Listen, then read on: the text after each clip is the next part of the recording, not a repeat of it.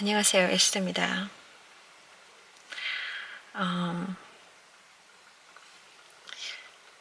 오늘 저는 조금 힘든 하루를 보냈어요. 제가 이달 말까지 이사를 나가야 됩니다. 이사를 해보신 분들은 알겠지만 이사라는 게 쉬운 게 아니잖아요. 짐을 샀다가 풀었다가 참 고생스러운 건데 제가 이 집에서 베트남 사람 집에서 한 2년을 살았습니다. 정말 처음에 이사 왔을 때는 그렇게 오래 있을 줄은 몰랐어요. 근데 이렇게 갑자기 나갈지도 몰랐어요. 사람 일이란 알 수 없는 겁니다, 진짜. 처음에 제가 이 집에 이사 왔을 때 집은 괜찮은 집이에요. 2층 양옥집인데 조용하고 괜찮은 동네예요. 베트남 사람들이 살고 있는. 처음에 제가 버짓이 작았기 때문에, 그러니까 많이 제가 월세를 낼 수 없는 입장이어서 제 형편에 맞는 집을 찾는데 잘 낯서지 않았어요. 정말 힘들었죠. 왜냐면 제가 이전에 이 집 오기 전에 살던 집에서, 거긴 또 인도네시아 사람들이었는데 젊은 커플이었는데 좀 같이 살기 편안한 사람들은 아니었어요. 거기서도 제가 가장 불편했던 게 뭐냐면 부엌을 사용하는 문제였는데, 그 사람들이 부엌 쓰는 걸 좋아하지 않더라고요. 근데 그래서 정말 본의 아니게 눈칫밥을 먹으면서 제가 지내야 했는데, 그래서 결과적으로는 제가 거기서 나오게 되면서 그 반값을 올리고 막 그러면서 제가 많이 부담스러웠어요. 그래서 급하게 제가 구해야 되는데 낯서지 않는 거예요, 집이, 방이. 그래서 정말 거의 정말 얼마 남지 않아서 나온 거예요. 이 집에 처음 올 때는 정말 작은 방, 정말 정사각형 작은 방이었는데 처음 왔을 때 이렇게 뭐라고 할까, 제가 여태까지 렌트하면서 제일 가장 힘들었던 게 부엌을 사용하는 문제였거든요. 대부분은 부엌을 쓰는 걸 별로 원치 않더라고요. 근데 사람이 잠만 잘 수 있습니까? 그렇지 않아요? 밥도 해 먹어야 되잖아요. 집인데, 자기 집이잖아요. 임시적이지만. 그래서 편안하게 뭐 주말이면 주말에 좀 쉴 수 있는 거고, 집에서. 근데 막 눈치를 주더라고요. 주말에 자기도 집에 있는데 남이 와 있는 걸 싫다는 거죠. 좀 이기적인 생각 아닙니까? 어쨌거나 제가 이 집에 처음 왔을 때 뭐랄까, 그 부엌 문제 때문에 다시는 주인과 살고 싶지 않았거든요. 주인이 같이 사니까 아무래도 간섭을 많이 하는 거예요. 막 이렇게 뭐랄까, 눈치도 많이 주고. 그래서 제가 하나님께 막 기도했었죠. 절대로 제가 주인과 같이 안 살게 해달라고. 왜냐면 또 이런 일이 닥칠 거기 때문에. 그랬는데 하나님이 또 여기 주인 있는 집으로 보내시더라고요. 그래서 정말 실망했습니다, 처음에는. 그래 딱 들어오니까 이 아주머니가 저 말고도 세입자가 2가정이 또 있었어요. 그 3가정을 세를 내고 있는데, 그러면서 그 냉장고가 하나밖에 없어요. 그 냉장고 하나로 3가정, 또 자기까지 4가정이잖아요. 게다가 손님 오면 또 막 자리가 또 없잖아요. 그러니까 아예 사람들을 이렇게 많이 들이지 말든지, 그러니까 사람들 들일 것 같으면 그 기본적인 게 있지 않습니까? 기본적인 필요, 그게 맞춰줘야 되는데 좀 그런 걸 배려하지 아니하고 그냥 네가 알아서 맞춰 살아, 이런 식인 거예요. 그러니까 말하자면 되도록이면 북을 쓰지 말았으면 좋겠어, 이런 식으로 이렇게 환경을 제한을 통해서 하는 거예요. 그래서 제가 딱 들어왔을 때 이전에 있던 집도 보면 저한테 냉장고 공간을 많이 주지 않았어요.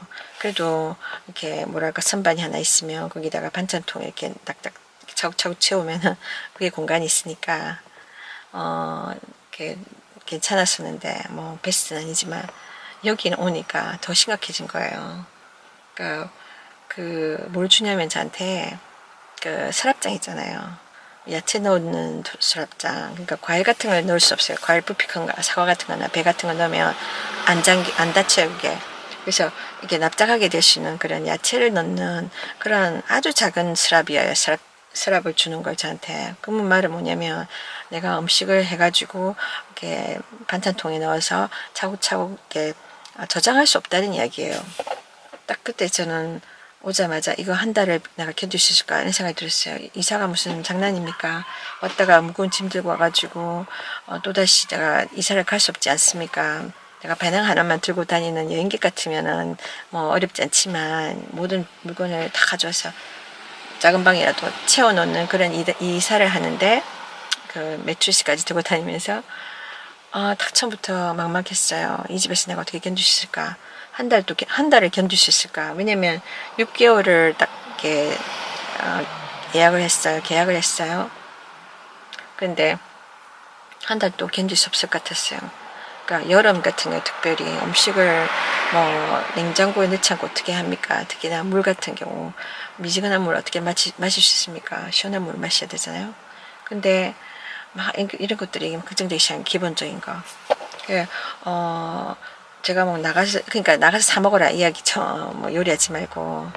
사 먹는다는 거는 돈이 든다는 이야기잖아요.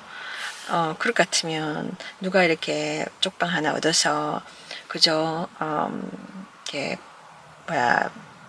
렌트를 하겠습니까? 그죠? 게다가 저는 파타임 하고 있는데 파타임 그렇게 버는 것도 아닌데 뭐 비싼 이렇게 달세 나가고 뭐 기름값 쓰고 뭐 또 저는 양육비까지 내고 있으니까 얼마나 부담스럽습니까? 식비에서 많이 줄여야 되는데 그러면은 주인이 부엌을 쓰는 걸 별로 안 좋아하니까 처음부터 저한테 라이크 쿠킹 해 이렇게 하는 거예요. 그러니까 뭐 헤비하게 하지 말라는 거예요. 뭐 우리 보통 하면 뭐 이게 오래 하는 거 요리 하지 말고 간단하게 뭐 덮여 먹는 정도라 이야기하는 거겠죠. 다 그렇게 부담을 주더라고요. 그러니까 뭐 매일매일 요리하지 말란 뜻이니까 그러면은 일주일에 한 번 내가 장을 보아서 일주일에 한 번 요리해 가지고 이렇게 한꺼번에 이렇게 저장해 놓으면 되잖아요. 근데 그것도 안 되는 거예요. 왜냐면 냉장고 상태가 딱 그러니까 딱 서랍장 하나 주는데 그게 어떻게 반찬통을 넣어요. 안 되는 거죠. 그때 저는 딱 좌절감을 느꼈거든요. 여기서 어떻게 살지? 이런 생각이 드는 거예요.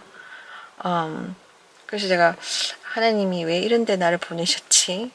실망하고 있었어요. 그런데 감사한 거는 딱 제가 그때 그 당시 여기 이사 오면서 교회를 찾고 있었는데 잠시 지나가는 교회가 있었어요. 아주 작은 한인교회였는데 숫자도 얼마 안 되는 그러니까 어떤 날은 이렇게 목사님 부부하고 자녀들하고 저가 단 거예요. 막 그런 거예요. 어쩌다가 한 번씩 한 사람씩 왔다 갔다 하는 사람들이 있었고 근데 거기서 알게 된 어떤 한 집사님이 뭐랄까 하나님 붙여주신 거죠.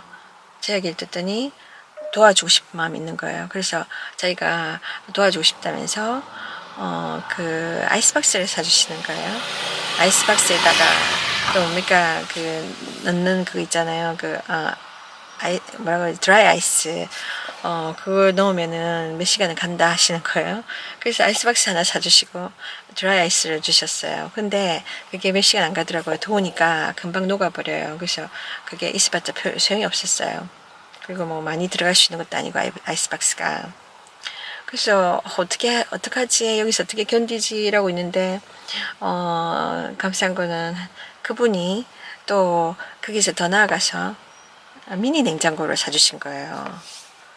그분이랑 잘 아는 사이도 아니었어요. 제가 그냥 교회 갔다가 어느 날 그분도 교회에 늘 오는 것도 아니었고 그날 딱 오시는 날이었고 그래서 저를 만났는데 딱 그렇게 저한테 호의를 베푸신 거거든요.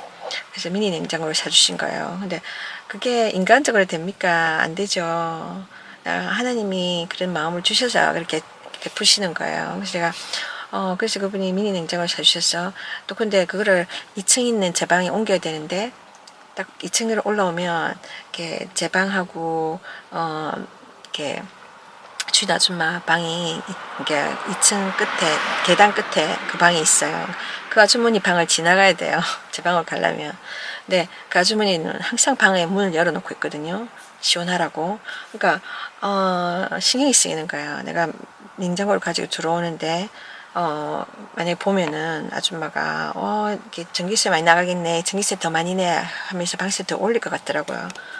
안 그래도 제가 들어갔을 때 분명히 말했거든요. 나는 지금 사정이 이렇고 내가 지금 양육비도 내고 있고 그리고 파타임 일을 하기 때문에 돈을 많이 못 번다. 그래서 내가 많이 못 낸다. 그때 아주머니가 450불을 요구했는데 제가 400불밖에 못 낸다.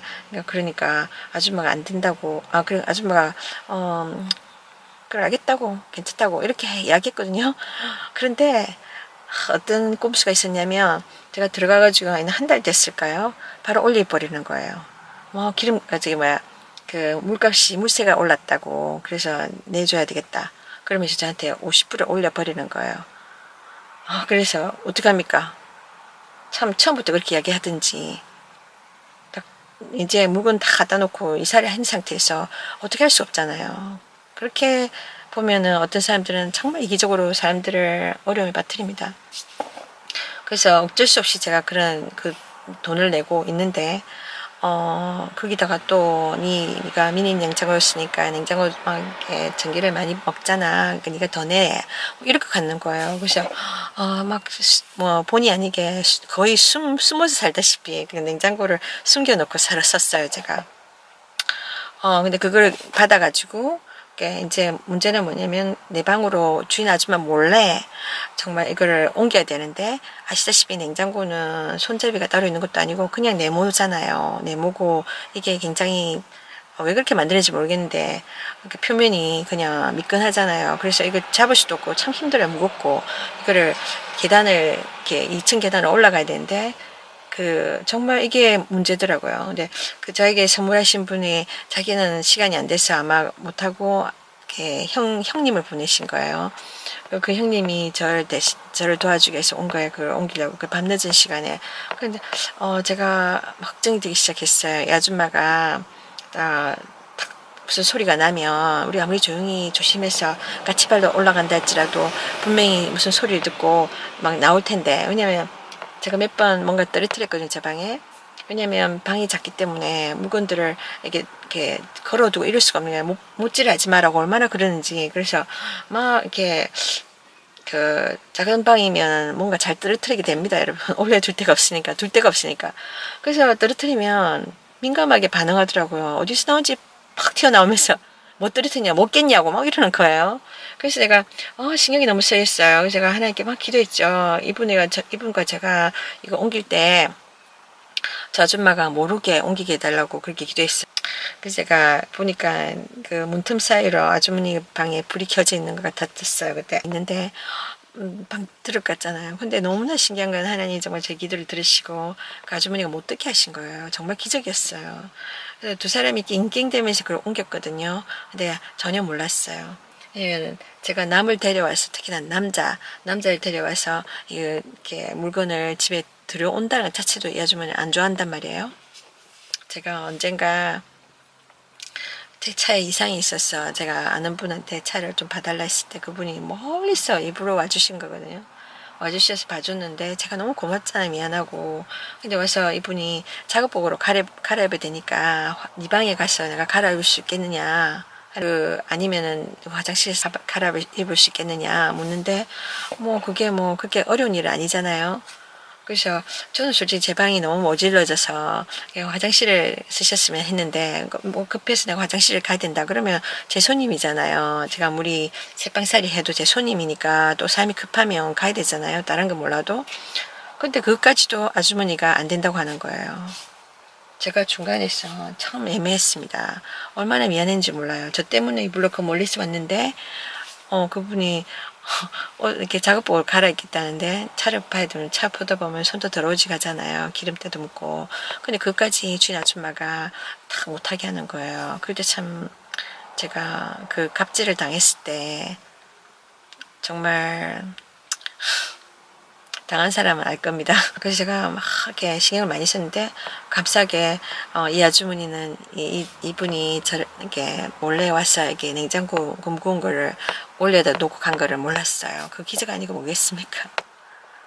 그래서 그분이 그렇게 갔고, 그러니까 정말 감사했어요. 그래서 그 미니 냉장고 덕분에 제가 지난 2년을 살아왔습니다. 이 집에서. 안 그랬으면 못 붙었을 거예요. 네, 정말 첫인상에서부터 제가 느꼈지만 뭔가 좀 특이한 사람이다 느꼈지만 워낙 제가 지난날에 이 가정 저 가정을 겪으면서 인간의 이기심들을 많이 경험했었기 때문에 제가 뭐 그나마 이 사람은 그렇게 심하진 않다 그 중에 그렇게만 생각했었는데 그게 꼭 그게 아니었어요. 어떤 거는 처음부터 태풍이 팍 불어오는 게 있는가 하면 어떤 거는 잠잠하다가 후폭풍이란 게 있잖아요. 그런 게 있어요. 나중에 놀래키는 거. 그래서 이렇게 나름대로 자기는 그러니까 쿨한 주인이라고 생각하는 것 같더라고요. 나는 뭐 이렇게 막 남의 일에 간섭 많이 안 하고 자유도 많이 주고 막 나는 참 괜찮은 주인이야. 멋진 주인이야. 그렇게 생각하는 것 같더라고요. 얘기 들어보면. 그런데 간간히 탁 부엌을 쓰는데 제가 매일 쓴 것도 아니었어요. 어쩌다가 탁 부엌에서 요리를 하고 있으면 탁 여주머니가 짠 하고 나타나시는 거예요. 그 빈수가 높아지다 보니까 자기 눈에는 제가 늘 하는 같이 보이는 거죠. 그래서 어떡하겠습니까, 여러분. 그래서 제가 일단은 뭐 해봤자 일주일에 한 번 제가 장을 보거나 반찬을 해서 이렇게 저장을 해 놓는데 그때는 어쩔 수 없이 시간이 걸리잖아요. 그러면은 그때마다 눈치를 주기 시작하는 거예요. 제가 아이들 이렇게 시엄마 밑에 있을 때 한 달에 한 번 만나는 그 정말 귀중한 시간에 바깥에서 음식을 먹이보다는 제가 엄마의 음식을 먹이고 싶어서 정성이 든 음식. 그래서 이렇게 음식을 해가면 한 달에 한 번입니다. 늘 하는 것도 아니고 한 달에 한 번인데 그거를 싫어하더라고요. 그러면서 눈치를 막 주는 거예요. 자기도 애들 키워봤고 자녀도 있는 입장 아니에요? 근데 다 뭐라고 할까 그걸 이해를 못 해주는 거예요. 엄마가 어린 자녀들과 떨어져 살면서 얼마나 외롭고 얼마나 아이들이 보고 싶고 얼마나 잘해주고 싶겠어요. 그렇게 잘해주지 못하다 한 달에 한 번 이렇게 점심을 챙겨가는 거, 도시락 사가는 거 이것까지 막 이걸 이해를 못 해주고 자기 중심적으로 생각해서 막 눈치를 주고 불편하게 하고 막 그러는 거예요. 그럼 제가 뭐 그 준비하면서 조금의 기쁨을 가질 수 있잖아요. 작은 행복. 그걸 뺏어가는 거예요. 그러니까 막 마음이 불안한 거예요. 내가 만들면서 눈치가 보이고 뭐랄까 급하게 해야 되고 그러니까 누릴 수가 없는 거예요. 그래서 그러니까 일단 딱 이게 뭐랄까 딱 그게 그 현장을 딱 이렇게 발각이 됐다. 그러면은 막 이렇게 눈치코치 다 주니까 뭐 굉장히 마음이 불편해지기 시작하는 거죠. 근데 그런 식으로 몇 번 그러다 어느 날은 딱 한마디를 하더라고요. 좀 이렇게 안 했으면 좋겠다. 헤비 쿠킹 안 했으면 좋겠다. 그럼 제가 늘 하는 게 아니고 이거 한 달에 한 번입니다. 뭐 이런 식으로 한다고 해서 이 사람이 들어주고 하는 게 아니라 자기 방법을 고집하는 거예요. 내가 하라면 하야 이런 식인 거예요. 내 말이 법이다. 그러니까 이 집에서 자기가 주인이니까 자기가 왕인 거죠. 이 집이라는 왕국의 왕인 거예요. 왕비인 거예요. 왕. 그렇게 갑질한 사람들이 많습니다. 내 집이니까 또 내가 이 집의 가장이니까 그러니까 내가 돈 벌어 오잖아.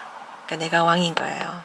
그러면서 자기 집에 있는 와이프는 왕비가 돼야 되는데 왕비가 아니고 가정부 취급하고 일꾼 취급하고 그런 사람들 있잖아요. 남편들 중에 참 잘못된 겁니다, 여러분. 갑질하는 거예요. 참 유치한 겁니다. 자식들도 자기 밑에 있으니까 또 자기가 벌어오니까 자식들을 함부로 대할 수 있다고 생각하는 거예요. 어쨌거나 그래서 제가 이 사람의 갑질을 몇 번 겪다가 안 되겠다 싶은 거예요. 가슴 아팠지만 애들도 시작 사는 걸 포기하고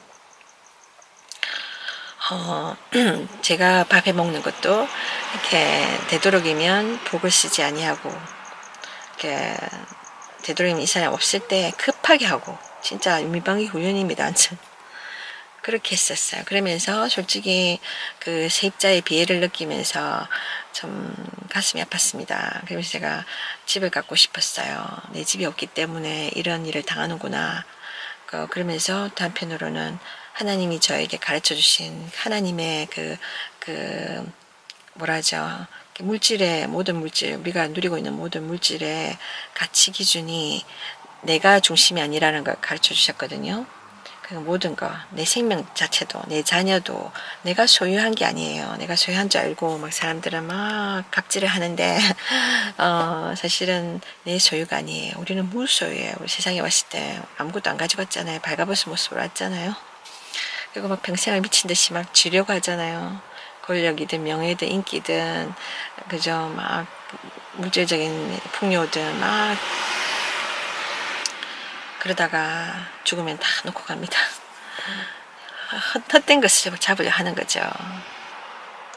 하나님께서 저에게 제 자신의 삶 자체도 하나님이 소유하시는 거고, 그래서 물질도 내가 잠시 잠깐 정직이, 선한 정직으로 하나님이 나에게 맡겨주신 거라는 거. 말하자면 은행에 우리가 큰 돈을 맡기잖아요. 그 돈을 은행이 나한테 줬지, 내 거야, 그럼 내 맘대로 써야지, 이렇게 합니까? 아니지 않습니까? 그냥 그 사람들이 대신 이거를 지켜주고 있는 거, 관리해주는 거잖아요. 내가 필요할 때까지. 내가 필요하면 다시 다 가져갈 거잖아요. 소유권은 내게 있는 거잖아요. 은행은 없어요. 은행장도 그걸 자기 마음대로 할 수 없는 거예요. 근데 그것처럼 하나님이 우리에게 생명도 주셨고, 생명을 내 마음대로 쓰라고 준 게 아닙니다. 하나님을 위해서 쓰라고 주신 거예요. 우리 하나님을 위해서 우리 살아야 됩니다. 또 그것은 다른 사람들을 위해서 사는 것이고, 그리고 우리의 시간도 물질도 우리의 재능과 우리의 건강과 모든 것을 하나님이 하나님을 위해서 쓰라고, 그 하나님 뜻을 따라 쓰라고 잠시간 우리에게 허락해 주신 거예요. 그것이 어떤 사람에게는 10년이고 30년이고 60년이고 뭐 길어봤자 80 몇 년, 뭐 90까지 있는 사람도 있지만 모두가 그렇지는 않죠. 그렇기 때문에 우리가 그걸 알아야 돼. 이 유한한 걸 알아야 돼요. 우리 인생이 유한하고 또 우리가 쓸 수 있는 이 유한한 세상, 유한한 이 인생의 시간 속에서 쓸 수 있는 모든 물질적인 것들이 유한하다는 거, 이렇게 제한이 있다는 거 알고 왜 써야 되는지, 어디에다 써야 되는지, 어떻게 써야 되는지를 알아야 되는데, 하나님, 그 창조주, 우리에게 이 삶을 주신 하나님 모르면 평생 자기 기준으로 살다 가는 겁니다. 그 세상 기준으로 살다 가는 거예요. 헛되게 모든 것을 허비하고 가게 되는 거죠. 그래서 깝질이 나오는 겁니다. 내 거야. 그러면서 다른 사람 무시하고 짓밟고 내가 가진 자유로 다른 사람들을 막 이렇게 함부로 대하고 그러는 거예요. 제가 가끔씩 그러는 거예요. 참 웃긴다. 왜냐면 내가 이 집에 그냥 와서 제가 신세 지낸 거 아니거든요. 합법적으로 제가 정말 돈을 내고 자기 공간을 쓰는 거잖아요. 그러면 제가 그 공간에 대한 제 권리가 있는 거예요. 근데 마치 제가 자기는 나한테 돈 받는 거 생각지 않고 보수 받는 거 정당하게 받는 거잖아. 내가 네 돈을 줄 테니까 내가 네 공간을 쓰자. 이렇게 딱 이야기가 됐는데 그걸 잊어버리고 그러니까 막 기분 나빠하는 거예요. 내 기준에 너 좀 많이 쓰는 것 같아. 물을 좀 많이 쓰는 것 같아. 그러면서 물이 좀 많이 안 나오게 하는 절수하는 거 샤워기를 달고 또 이런저런 이렇게 제안들을 하는 거예요. 그래서 제가 가끔 이렇게 생각이 들어요. 정말 이 세상적인 기준, 인간의 기준, 하나님이 없는 기준은 정말 얼마나 추하고 얼마나 악한지. 그러니까 마치 만약에 제가 아무것도 가진 것이 없어서 그죠? 그냥 이 사람이 신세를 진다면 얼마나 나를 무시하고 짓밟을까, 그런 생각이 드는 거예요. 돈을 받고도, 내가 정당하게 돈을 내고도 이런 취급을 받으니까. 여러분들 보면 뉴스에 그런 이야기 나오지 않습니까? 최근에 뭐 여행사들, 그러니까 항공사들, 그러니까 항공사면은 얼마 비싸요. 비행기 값이 뭐 버스비 이런 거하고는 그러니까 상대가 안 될 정도로 비싼 거 아닙니까, 여러분? 그런 비싼 돈을 내고 여행을 하는데 항공사에서 경쟁사들도 있는데 정말 이 사람들이 정말 생각이 있는가 하는 생각이 든 거예요. 전문성이 전혀 없이. 특히나 이 사람들은 서비스 업체잖아요. 서비스를 잘해야지 사람들이 계속해서 이용할 텐데 안 그러면 문 닫아야 되잖아요. 그런데도 깝질을 하는 거예요. 그래가지고 고객이 왕이다 이런 말은 옛날 이야기고 그 사람들은 막 무시하고 자기 마음대로 고객을 뭐라 그러지? 이렇게 비행기에서 쫓아내고 막 폭력도 취하고 막 그러는 거예요. 그거 보면서 여러분 어떤 생각이 듭니까? 이 세상이 막 가는구나. 세상이 악하다는 거죠. 세상엔 기준이 없다는 거예요. 그러니까 그런 거예요, 여러분. 뭐 쉽게는 자기한테 이익이 온다면, 자기한테 불이익이 온다면 사람들은 언제든지 다른 사람 짓밟을 준비가 돼 있잖아요. 그런 세계에 우리가 살고 있잖아요, 여러분. 세상은 악합니다. 하나님이 분명히 말씀하고 계시듯이 우리도 다 알잖아요. 성경을 안 읽어도 우리가 직접 경험하잖아요. 이 세상이 얼마나 악한지. 이 세상에 착하게 선하게 사는 사람들이 얼마나 됩니까? 이 세상에 얼마나 그런 것들을 정직하고 진실하고 이런 것들을 알아줍니까? 아닙니다. 그런 사람들 더 이용하려 하죠. 그런 사람들 뒤통수 치려고 하죠. 그런 겁니다, 여러분. 이 세상 그래요. 왜냐면 그 세상에 있는 인간들도 악하기 때문에 우리는 죄 가운데 태어나서 죄 가운데 허우적대는 겁니다. 이 세상에 죄로 가득한 거예요. 욕심 부린다, 이기적이다. 이건 뭐냐면 죄성을 가지고 있다는 거예요. 죄 가운데 살아간다는 거예요. 근데 하나님이 우리에게 그 죄 문제를 해결해 주셨고 예수를 통해서 우리에게 그분께 돌아와서 인간성을 회복하라 하시는 겁니다, 여러분. 그리고 천국을 준비하라고 하시는 겁니다. 안 그러면 여기서 계속 죄를 짓다가 결국은 심판받는 곳에 가니까요. 언제가 우리가 죽음을 맞이할 거고 이 세상을 떠납니다. 이 세상이 영원한 세계가 아니에요. 육체만이 살 수 있는 곳이죠, 이곳은. 근데 영혼이 가는 영원한 세계가 있어요. 그래서 하나님이 너 죽기 전에 빨리 죄 문제 해결해라. 네가 할 수 없다. 내가 만들어준 길을 오너라. 예수 그리스도가 나를 위해서 죽어주셨는데 예수를 통해서 너는 용서함 받을 수 있다. 이렇게 말씀하신 거예요. 예수님을 통해서 제가 순화된 거예요. 예수 믿기 전에는 제가 제 자신이 참 착하다고 생각했거든요. 좀 어리숙했죠. 세상은 빨빨한 세상은 막 똑똑해도 막 당하는 세상 아니에요? 근데 세상에서 막 제가 어려운 일을 많이 당하고 너무 가진 것이 없고 제가 내세울 것이 없으니까 그만큼 많이 피해를 보더라고요. 손해를 보게 되고 짓밟히게 되고. 근데 그래서 제가 정말 피해의식이 많았어요. 대부분 사람들이 그렇듯이 다 억울하잖아요. 억울함을 갖고 있잖아요. 근데 처음 예수님 만났을 때 하나님 저에게 가르쳐 주시는 게 그거였어요. 너의 가면을 벗어라. 그러니까 이게 뭐랄까 아는 척, 강한 척, 뭐 그런 거 벗으라는 거예요. 저는 너무나 솔직히 세상에 살려면은 강해져야 되니까, 강한 척 해야 되니까, 또 아는 척 해야 되니까, 안 그러면 막 짓밟으니까. 근데 그것들이 다 외식이라는 거죠. 쓰고 있던 가면 안에 저는 너무나 지치고 상해 있었어요. 저는 너무나 거의 무너질 듯한 그런 아픔이 되게 있었고, 그래서 하나님이 저를 만나 주셨는데, 그래서 제가 하나님이 저에게 가르쳐 준 거예요. 예수를 통해서 나는 죄인이라는 거. 처음에 그게 정말 제가 받아들이기 힘들었거든요. 내가 무슨 죄인인가. 오히려 세상 사람들이 죄인이고 나는 피해자야. 그렇게만 생각했죠. 그래서 저는 착한 사람이라고 생각했어요. 근데 하나님께서 저의 참 모습을 알게 해주셨어요. 그러니까 나는 죄인이란 거죠. 태어나면서부터 모든 인간들이 죄인이니까 저도 죄인으로 태어난 거예요. 그래서 알고 보니까 하도 악한 자들 옆에 있으니까 제가 죄인인 것을 몰랐어요. 나는 착한 사람이라고 생각했어요. 근데 참 중요하더라고요. 하나님 앞에서 내 자신을 올바로 볼 수 있는 거.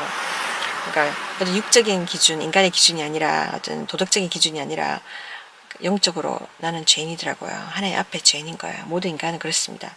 그래서 그것을 인정했을 때 기본적인 겁니다. 내가 죄인이라는 것을 인정해야 돼요. 하나님 앞에 나오려면, 천국 가려면. 그래서 예수님 앞에서 내가 죄인이구나 고백하고 용서함을 구하고 예수님을 저의 삶의 구주로 받아들이고 그분을 따라가기 시작했을 때부터는 제가 좀 더 보기 시작했어요. 제 모습, 저 자신의 모습, 또 세상을 좀 더 잘 볼 수 있었어요. 그러니까 왜냐면 내가 예수를 통해서 죄 용서를 받았기 때문에 제 개인의 고백에 의해서 그 죄가 저에게서 떠나간 거예요. 예수 그리스도를 통해서 하나님이 다 죄 용서함을 주신다 하셨거든요. 개개인의 그 신앙적인 고백을 통해서 결정을 통해서 그래서 그렇게 천국 가는 겁니다, 여러분. 뭐 내가 뭐 난생부터 착하고 잘나고 이게 아닙니다. 내가 예수 그리스도를 통해서 죄 용서함을 받았냐 안 받았냐 차이로 천국 가냐 지옥 가느냐 차이입니다. 그래서 개개인적으로 결정해야 돼요. 예수께로 나와야 천국 갈 수 있습니다. 또 하나님과 관계를 회복할 수 있습니다. 그래서 제가 제 용서를 받고 나니까 저에게서 이 원죄가 떠나니까 제가 좀 더 이게 보이기 시작하는 거예요. 이 영적인 세계가 보이기 시작하는 거예요. 그래서 제가 그 제 안에 있던 많은 그 하나님 기뻐하지 않는 그런 성품들, 그러니까 욕심과 이기적인 마음들, 뭐 그런 거, 어떤 많은 그 분노와 원한들이 그리스도 안에서 순화되기 시작한 거죠. 아직도 많이 멀었지만 예수님과 저를 비교를 하자면. 근데 정말 그러면서 하나님이 보여주신 거예요. 제가 자랑할 것이 없다는 거예요. 제가 자랑할 것이 있다면 단 하나, 예수 그리스도. 제 안에 예수 그리스도 계시다는 거. 그것만 자랑하시다는 거예요. 나머지는 왜냐면 제 것이 아니니까. 제 삶도 제 생명도 제 것이 아니고 제 자녀들도 제 것이 아니어서 함부로 아이들을 취급할 수 없다는 걸 가르쳐 주셨고 또한 그러니까 제 소유도 마찬가지라는 거. 그러니까 하나님이 나에게 뭔가 주셨어요. 예를 들면은 나에게 좋은 환경을 주셨는데 그 환경 가지고 자랑할 수 없다는 거예요. 좋은 집을 주셨는데 그러니까 하나는 집이 있어, 내 집이야, 내 욕심을 써야지, 이게 아닌 거예요. 그러니까 그런 것을 하나님이 저에게 가르쳐 주시고, 그러니까 내가 뭔가 형편이 지난번보다 나아졌어. 그러니까 그걸로 내가 막 제 마음이 막 뿌듯해가지고 막 교만한 마음이 생기고 이게 아니라는 거죠. 그러니까 오늘 이 돈은 왔다가도 가는 거고 오늘 있던 이 좋은 직장도 내일이 떠날 수도 있는 거고 그런 거예요. 오늘 늘 보던 사람이 다음 날은 나와 같이 있지 않을 수도 있잖아요. 그처럼 인간 우리 삶은 아무것도 우리가 이렇게 예측할 수가 없어요. 보장할 수가 없어요. 그렇잖아요, 여러분. 여러분은 아세요? 맨날 매일 며칠에 죽을 거란 거 모르잖아요. 몇 살까지 살 건지 몰라요. 우리는 이 결혼이 정말 끝까지 갈 건지 중간에 깨어질지 아무도 몰라요, 여러분. 그렇지 않아요? 특히나 사람의 마음은 정말 변덕이 심하기 때문에 종잡을 수가 없습니다. 그래서 하나님만 우리가 의지하고 믿을 수 있는 거죠.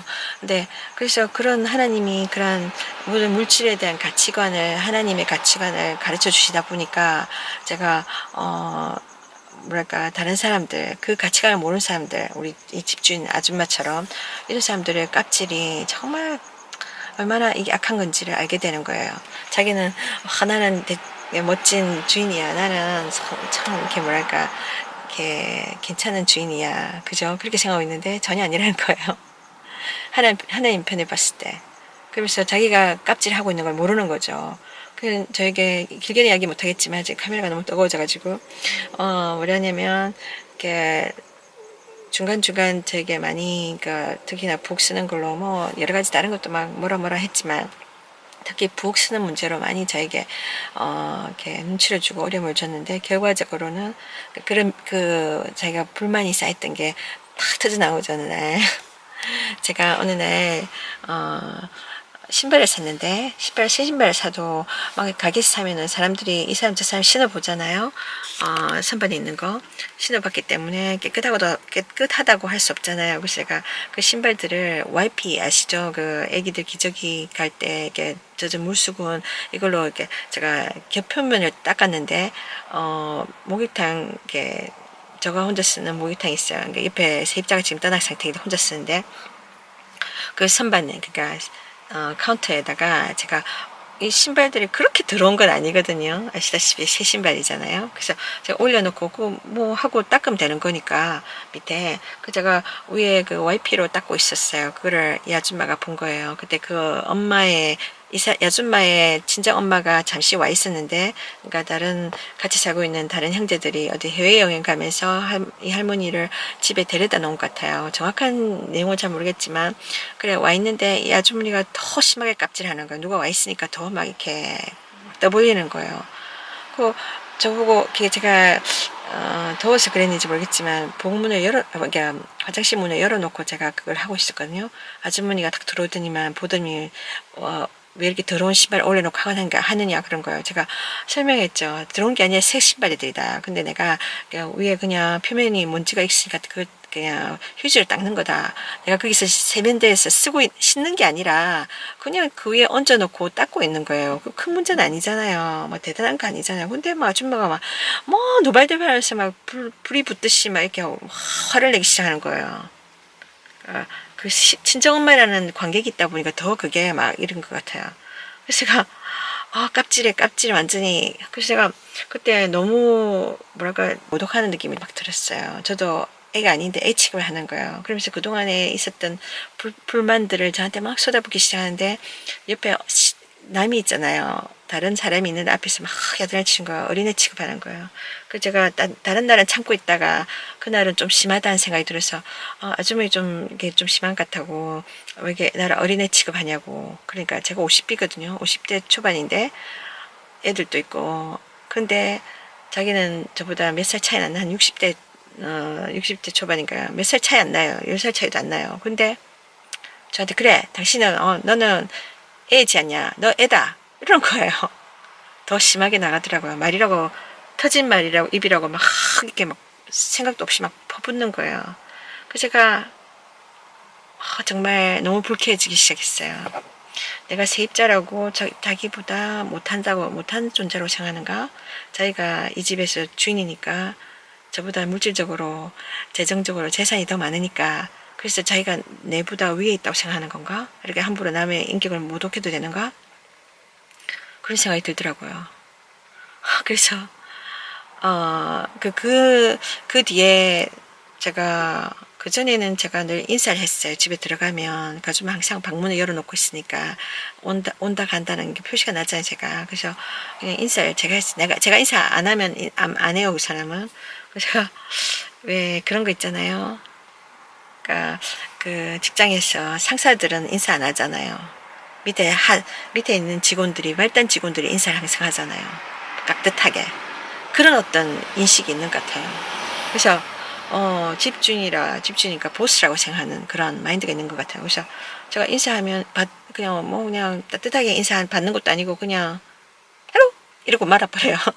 그러니까 따뜻함이 전달이 전혀 안 돼요. 저한테는. 저는 근데 그거를 인정 안 하고 싶은 거예요. 제가 나는 친절하게 했지만 그렇다고 제가 친절 안 하겠다는 게 아니라 조건적으로 그러니까 너무 의미가 없어지는 느낌이 드는 거예요. 그러니까 차라리 서로 안 마주치는 게 좋겠다 이런 생각이 들어서 그 다음부터는 제가 인사를 안 했어요. 그냥 들어오고 그냥 가고. 그래 어느 날 저한테 딱 그러는 거예요. 이렇게 집을 좀 비워줬으면 좋겠다 그런 거예요. 그러니까 너 찍겠다 이거지.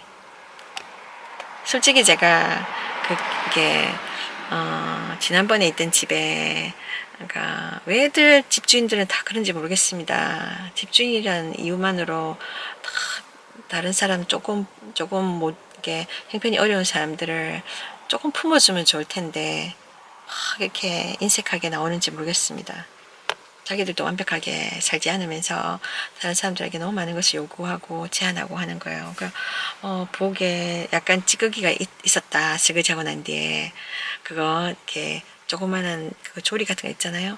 그거 가지고 막 뭐라 하는 경우를 제가 겪었기 때문에 이 집에 와서는 제가 설거지할 때 분명하게 밑에 그거 이렇게 하수구에 음식 찌꺼기 남지 않도록 계속 청소하거든요. 근데 아래층에 있는 이 주인 아줌마를 정말 잘 맞춰주는 사람이 있는데 이 사람이랑 주인 아줌마는 공통점이 뭐냐면 이게 그 음식물 쓰레기를 절대 치우지 않는다는 거예요. 항상 그게 음식물이 밤이 지나고 이래도 신기한 거는 벌레들이 없다는 거예요. 쥐가 없다는 거예요, 이 집에. 그러니까 그런 거 제가 만약에 그걸 해놨을 때 막 이렇게 불평하시잖아요. 그걸 제가 깨끗이 치우는데도 불구하고 제가 깨끗이 잘하는 거에 대해서는 말을 안 해. 근데 제가 좀 마음에 들지 않게 한다는 거는 막 집어내는 거예요. 그러니까 저보고 가기를 원하는, 떠나기를 원하는데, 이사를 나가기 원하는데, 그 조건이 뭐냐니까 이야기를 안 해줘요. 그러니까 그냥 있는 게 싫다는 거죠. 또 이 집에 저는 더 깊이 있게 생각하던 무슨 조건을 다 할 수 있죠. 사람들이 누가 믿고 보기 싫으면 어떤 변명이든 할 수 있는 겁니다. 그래서 제가 이 집에 불교 신장이니까 특히나 베트남 사람들은 진짜 한국 불교 신자보다 더, 그러니까 그게 이 불심이 그냥 불심이 아니라, 그러니까 모든 종교는 그 기본적인 게 여러분, 그러니까 물질적인 축복, 물질적인 복, 이 세상적인 복, 그 인간의 가치에서 나온 그 복, 세상적으로 잘 먹고 잘 사는 거, 이런 거에 지중해 있어요. 순수하게 그 어떤 신을 섬기는 게 아닙니다. 대부분 종교들은. 하나님이 내가 바로 살아있는 신이다. 내가 바로 하나님이다. 근데 사람들은 하나님을 알고 싶어도 하지 않는 거죠. 그냥 신들을 갖고 있는 거예요. 그러니까 신이 있음으로 해서 내 마음이 편하고 또 그 신을 통해서 내가 복을 받는다고 생각하기 때문에. 그러니까 이게 이 불심이, 그러니까 이게 굉장히 강한 거예요. 베트남 사람들은 물질에 대한 집착이 강한 거예요. 그러니까 뭐 아시다시피 베트남 사람들 또 필리핀 사람들 중에 막 젊은 애들 20대 애들을 10대 애들을 나이 많은 돈 있는 사람들한테 해외에 결혼을 보내지 않습니까, 여러분? 돈 때문에. 그래서 이 아주머니가 불상이 많아요, 집에. 불상이 많고, 아주 커다란, 뭐, 절에 나가서 보시는 불상, 부처 불상이 있단 말이에요. 또 제가 예수 믿는 자잖아요. 제가 살아있는 하나님 믿잖아요. 우리는 그런 신벌 같은 거 갖고 있지 않아요. 그러니까 왜냐면 하나님이 인간이 만든, 손으로 만든 어떤 조각상이 아니기 때문에, 눈에 보이지 않지만 분명히 살아계신 하나님이기 때문에 우리가 날마다 매 순간마다 마시는 공기처럼 너무나 중요한, 눈에 보이지 않지만 하나님이기 때문에 하나님 믿는 자와 불신자가 같이 있으니까 이게 부딪힘이 있는 거죠. 영적인 세계에서는 이런 부딪힘이 있는 거예요. 그러니까 얼마나 이 사람 눈에 제가 가시 없겠습니까? 게다가 제가 새벽 기도를 맨날 왔다 갔다 하고, 그 안에서 영적인 제 집에서 영적인 싸움이 있겠죠. 처음에 제가 이사했을 때 얼마나 눌렸는지 모릅니다. 악한 영에, 이 집에 군데군데 있던 악한 영들이 저에게 달라붙어가지고 저를 괴롭혔어요. 며칠을. 근데 정말,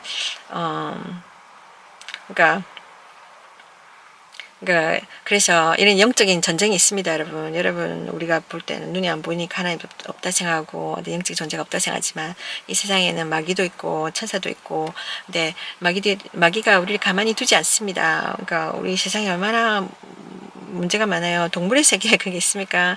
같은 세상에 살아도 동물의 세계에 그렇게 찌지고 볶고 이런 거 없어요. 그냥 뭐 서로 물고 뜯을 때는 밥이기 때문에, 먹이기 때문에 그래서 먹고 살기 위한 생존 경쟁을 하는 것이고 당연한 거고. 근데 서로 이렇게 갑질을 하고 그런 거 합니까? 안 합니다. 동물들 보면 잘 어울려요, 서로. 그런데 인간은 그렇지 않다는 거죠. 네. 우리 인간이 왜 이렇게 많이 관계 속에서 어려움이 있고, 이렇게 그죠? 왜냐면, 마귀가 우리를 방해하기 때문이에요. 하여튼 간에, 그래서 이 아주머니가 저보고 가라는 거예요. 그래서, 갑자기 저는 지금 떠나야 될 입장이 되었어요. 그래서, 그 화가 팍 나면서 저보고 가라는데, 이렇게 당장 나가라 아시는 거예요. 그러니까, 이 아주머니가, 그러니까, 뭐라 하지? 있는 사람들 중에 그런 사람들이 많습니다. 참 안타까워요. 사람을 무시하는 거예요. 자기가 가진 재물에 자신이 너무 충만하다 보니까, 그러니까 아쉬운 게 없는 거예요. 그러니까 아무나 함부로 할 수 있다고 생각하는 거예요. 그래서 저보고 무조건 나가라는 거예요. 저는 그 사람이 저한테 나가라 했을 때, 그러니까 바로 나가라 하는 것이 저한테 짐을 살 시간도 안 주고 쫓아보낼 것 같은 그런 정도로 제가 느껴졌어요. 얼마나 이 불같이 화를 내는지.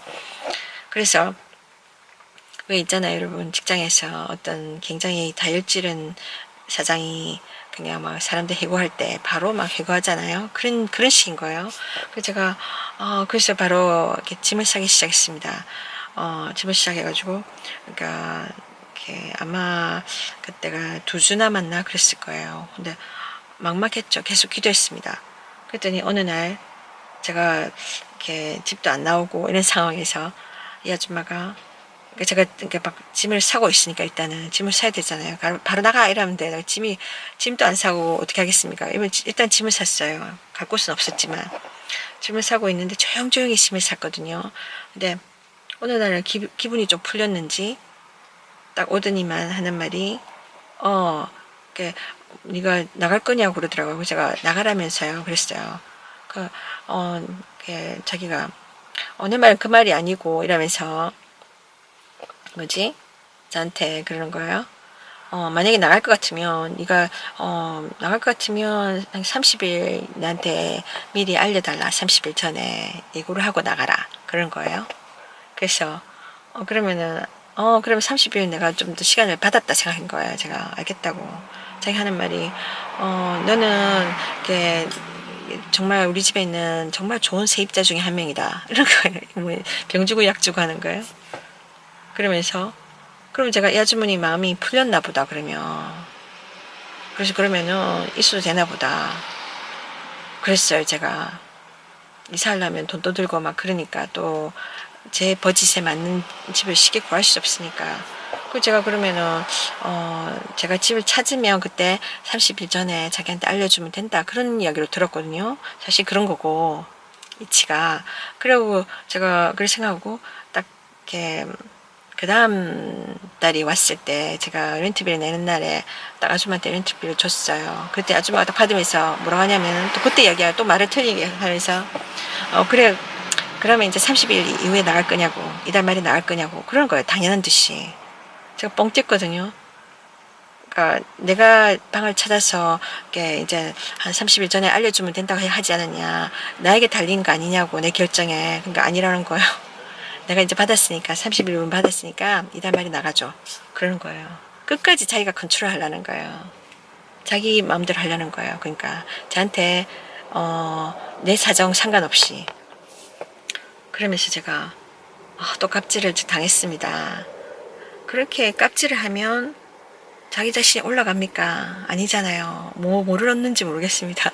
다른 사람을 자기 깝질하면서 짓밟으면서 자기의 어떤 이렇게 유리한 상황을 통해서 다른 사람에게 불리함을 주면서 어려움을 주면서 자기가 얻는 게 뭘까요? 제가 아는 거는 그런 사람들이 정말 예수 안에 들어와서 회개하고 정말 새롭게 변화되지 않는 한 그런 죄 가운데 사는 사람들은 남을 짓밟는 사람들은 결과적으로 언젠가는 심판을 받아요. 그러니까 제 말은 꼭 악하게 산 사람들만 지옥 간다는 이야기가 아닙니다. 모든 인간들은 죄로 태어나서 죄 가운데 살다가 지옥을 갑니다.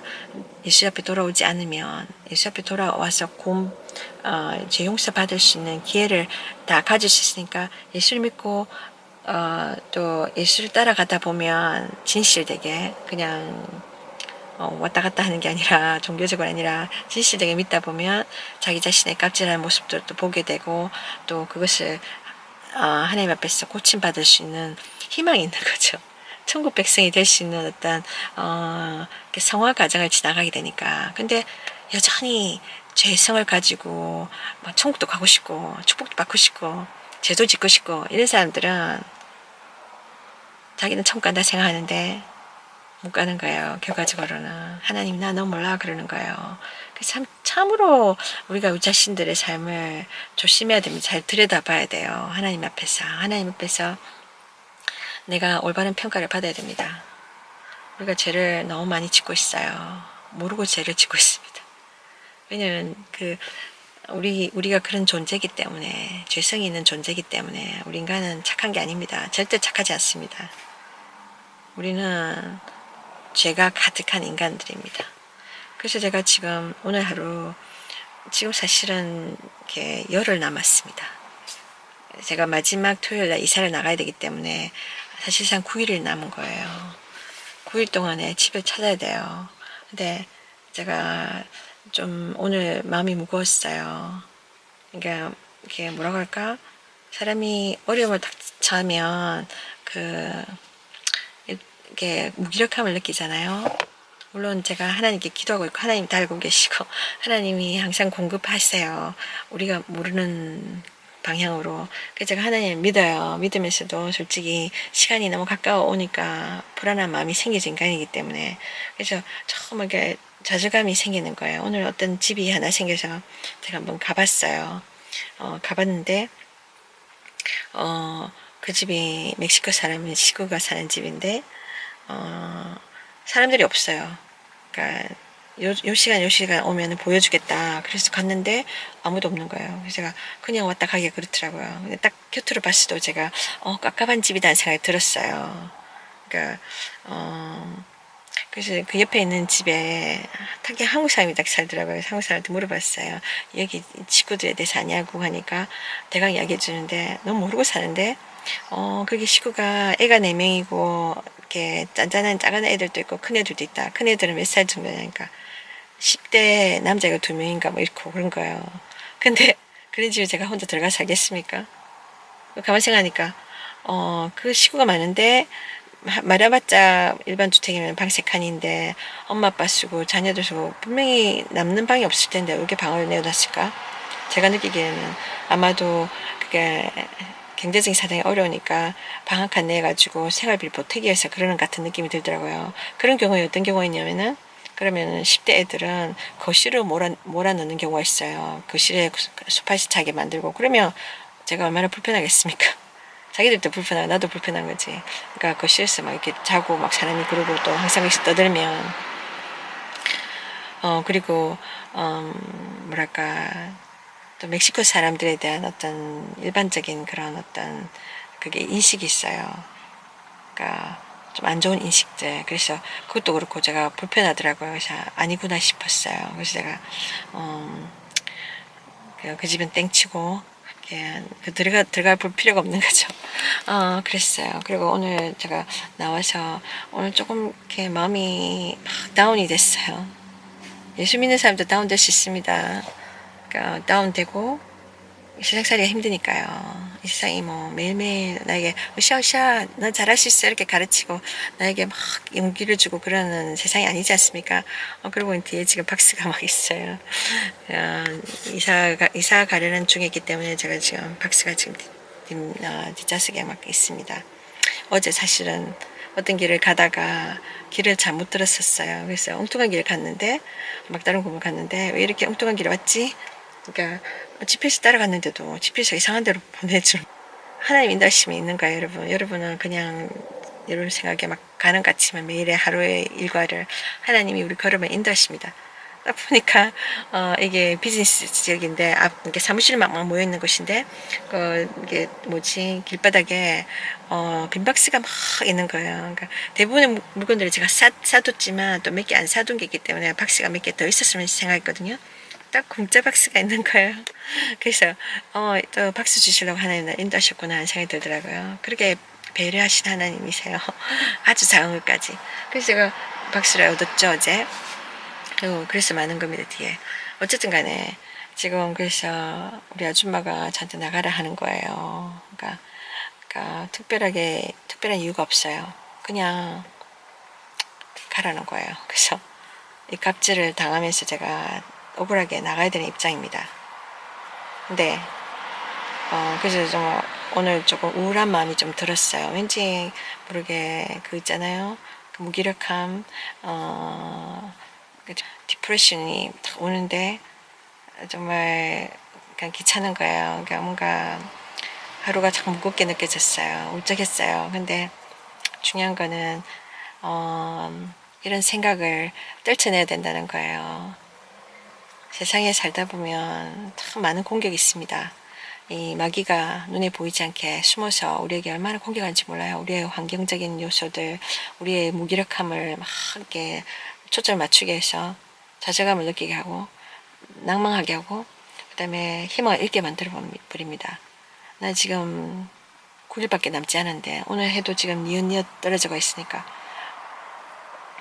근데 나 지금 내가 찾는 집이 뭐 내가 돈이 많아서 아무 데나 갈 수 있는 것도 아니고 차가 잘 없는, 그러니까 이런 상황에서 막 옥죄어 온 느낌이죠. 그렇잖아요, 여러분. 정말 스트레스가 막 오는 겁니다. 근심걱정이 오는 겁니다. 인간적으로 볼 때. 근데 중요한 거는 내가 이 세상에 이 원수의 공격 속에 혼자 있는 것이 아니라는 거죠. 하나님이 함께 하신다는 거죠. 하나님이 나를 도우신다는 거죠.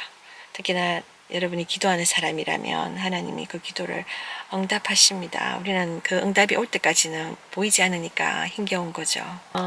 그게 지금 저희 상황입니다. 제가 조금 전까지는 마음이 좀 울적하고 그랬었어요. 그랬는데 이렇게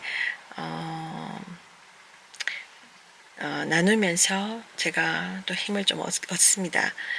그것이 비결인 것 같아요. 제가 힘든 세상에 살면서 막 뭐랄까 때로는 제가 하나님이 붙여주셔서 전도를 하잖아요. 누군가에게 정말 희망을 준단 말이에요. 예수 그리스도를 통해서 영원한 희망을 전달할 때 저도 모르게 막 힘이 나는 거예요. 이건 조건적인 게 아닙니다. 내가 뭐 형편이 좋아져서 뭐 좋은 일이 생겨서 조건적으로 막 기쁨이 오고 이게 아닙니다. 내 상황은 똑같아요. 조금 전까지만 해도 내가 막 내 고민을 갖고 있었어요. 내가 어떻게 할 수 없는 이런 막 고민을 하고 있었는데 순간적으로 제가 다 잊어버리는 거예요. 그런 고민들을, 세상 짐들을, 제 인생의 짐들을 잊어버리는 거예요. 그러니까 그만큼 복음이란 것이 예수 그리스도가 얼마나 힘있고 우리에게 희망을 주는 존재인지 그런 하나님이 주시는 영혼까지 가는 희망이란 거죠. 이 세상에서 주는 희망, 잠시 잠깐의 희망이 아닙니다, 여러분. 특히나 이 돈에 우리 목숨 걸고 있잖아요. 돈 때문에 울고 돈 때문에 사람들이 죽고 그잖아요. 근데 이 돈은 우리가 목숨 걸 만한 가치가 있는 게 아니라는 거예요. 여기는 희망이 없어요, 여러분. 이따가 없고 이따가 없어지면 그럼 인생을 포기할 겁니까? 제가 요 며칠 전에 오랜만에 제가 샤워 미니스트리 갔었는데 그 홈리스들 그러니까 노숙자 만나러 갔었어요. 그래서 한 사람이 인터뷰했는데 그 사람이 그러더라고요. 자기는 정말 이렇게 일을 열심히 해서 정말 많은 돈을 모아놨는데 한순간에 다 잃어버렸대요. 누가 와서 다 훔쳐갔대요. 홈리스가 됐는데 그러니까 자기가 그만큼 돈에 자기 재물에 막 이렇게 안정감을 누리고 있었겠죠. 거기에 마음을 막 이렇게 모든 힘을 걸고 있었겠죠. 그런데 이 안정감이 무너져 버린 거잖아요. 갑자기 없어져 버린 거예요. 그러니까 이 사람이 다시 돈 벌어야 되겠다, 일해야 되겠다 하는 의미를 잃어버린 거예요. 그러니까 자기 인생을 이제 그냥 홈리스로 그저 그렇게 살아가는 거예요. 꿈도 없이 비전도 없이. 그러니까 그게 무서운 겁니다, 여러분. 희망을 잃어버리면 사람이 인생을 그렇게 허비하게 되는 거예요. 그래서 돈에 물질에 의미를 두지 마세요. 또한 이 세상에 있는 잠깐 우리가 자식 관계, 부모한테는 자식이 정말 중요한 존재 아니에요. 저도 자식이 있는데 정말 근데 자식한테도 내가 내 인생에 의미를 걸어서도 안 되는 거예요. 자식한테는 희망을 걸어서도 안 되는 거예요. 아시다시피 나이가 들어서 자기들 가기를 가버리면 우리는 때로는 찬밥 신세가 되지 않습니까? 그러니까 그러면서 거기에 의미를 또 잃어버리면 어떻게 되겠습니까? 자식이 나의 자식을 향한 희생도 알아주지 않고 관계가 깨어진다거나 그런 일이 많이 있지 않아요? 그게 내 배우자일 수도 있고 나의 직장일 수도 있고 나의 비즈니스가 될 수도 있고 또 나의 뭐 경력이 될 수도 있고 그 무엇이든 간에 내가 막 의존하고 내가 막 의미를 막 두었던 그거 절대적인 거 내 인생에서 이것만은 포기할 수 없어. 그런 게 있다가 그런 것들이 어느 순간에 나에게서 떠나가잖아요. 그러면 뭐 인생을 포기하게 되는 거예요. 그잖아요? 그런 경우 많습니다. 근데 그거는 잘못된 거예요, 여러분. 우리의 희망, 우리의 삶의 의미를 이런 잠시 잠깐 있다가 없어질 것에 두면 안 된다는 거예요. 이런 것들이 우리의 의미가 될 수가 없는 겁니다. 자녀나 가족이나 배우자나 우리가 사는 동안만 관계하는 거잖아요. 영원한 게 아닙니다. 네, 하나님과 우리의 관계가 영원한 거예요. 그 하나님께 우리가 돌아가야 됩니다. 그 하나님께 돌아갈 때 예수 그리스도를 통해서만 가능한데 그럴 때 우리가 정말 이런 것들이 무너지더라도 나는 계속해서 정말 좌절하지 않고 낭망하지 않고 이렇게 끝까지 이렇게 인생의 길을 마칠 수 있는 거예요. 왜냐면 하나님 우리에게 믿음을 주시기 때문에 이 믿음이 중요한 겁니다. 믿음으로 우리가 많은 어려움들을 이겨낼 수가 있는 거예요. 그러니까 예수를 믿는 믿음, 그러니까 아무거나 믿는 믿음이 아니라 자식을 믿는 믿음이나 직장을 믿는 믿음이나 내 건강을 믿는 믿음이나 이게 아니라 이런 것들은 언제든지 변화될 수 있어요. 그렇잖아요, 여러분. 이따가 없어지는 거예요. 근데 예수님은 항상 우리와 함께 있습니다. 우리를 결국 영원한 나라 천국까지 인도하십니다. 예수님께 내가 정말 인생에 의미를 두고 또 희망을 가질 때 이렇게 억울한 일 당하고 그죠? 정말 막막한 일을 당하더라도 그분을 믿고 의지하면 하나님이 길을 열어주십니다. 그래서 혼자서 힘들게 살지 마시고 이 세상을 우리를 돕기 원하시는 또 모든 것을 통해서 도와주실 수 있는 모든 어려움에서 우리를 건져주실 수 있는 살아계신 하나님, 예수 그리스도 통해서 만나신 하나님을 만나시기 바랍니다. 그리고 힘내세요. 제가 전도하다 보면, 그러니까 정말 예수님에 대해서 이야기하다 보면, 천국에 대해서 이야기하다 보면, 막 내가 모르는 힘이 막 나요. 희망적인 내용이잖아요. 세상적인 어떤 조건적인 게 아니라, 그러니까 그러면서 제가 조금 전까지는 나에게 너무 무거웠던 나로 하여금 막 좌절하게 하고 낭망하게 하던 이 문제가 마치 저를 떠나는 거예요. 그러니까 어떤 경우는 우리가 그걸 다시 짊어질 수도 있지만, 그러니까 믿음으로 우리가 살 때 어떤 어려움도 이겨낼 수 있고 또 하나님의 기적을 경험할 수 있습니다. 그래서 제가 예수님에 대해서 여러분과 이야기하면서 조금 전에 제가 겪었던 디프레션을 이렇게 날려보낼 수가 있는 것을 제가 다시 이렇게 목격합니다. 여러분 힘내세요. 인생살이 정말 끊임없는 어려움의 반복입니다. 그러나 우리에게는 영원한 나라가 있습니다. 천국에 가면 이런 고민 이런 거 다 사라집니다.